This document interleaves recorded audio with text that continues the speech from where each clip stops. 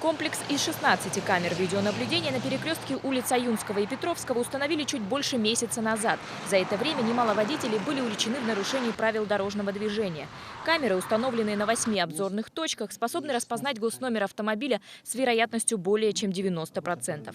Вся эта база по правонарушениям поступает к нам в Центр автоматизированной фиксации, где инспекторами по исполнению административного законодательства оценивается каждая ситуация, просматривается, и если нет каких-то спорных моментов, соответственно, выносится постановление по делу об административном правонарушении.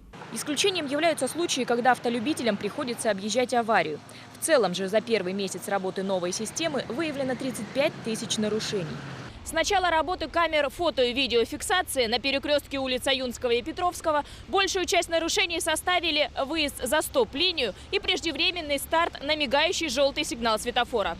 Помимо этого, камеры фиксируют еще 4 вида нарушений: превышение скорости, выезд на встречную полосу, несоблюдение направления движения по полосам и непредоставление преимущества пешеходам.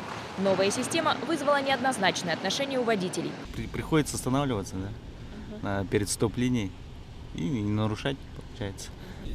Недодумана эта система. Она только на увеличение количества штрафов, по-моему, создана. Стараюсь не ездить по этому перекрестку.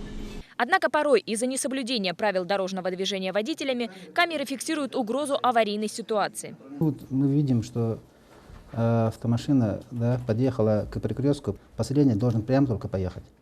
И мы по видео видим, что он уже резко повернул направо. Видите, вот нарушение уже будет. Сотрудники госавтоинспекции отмечают, что на перекрестках, где установлены видеокамеры, количество ДТП стало намного меньше. На сегодняшний день в городе Якутске функционирует 26 камер фото- и видеофиксации.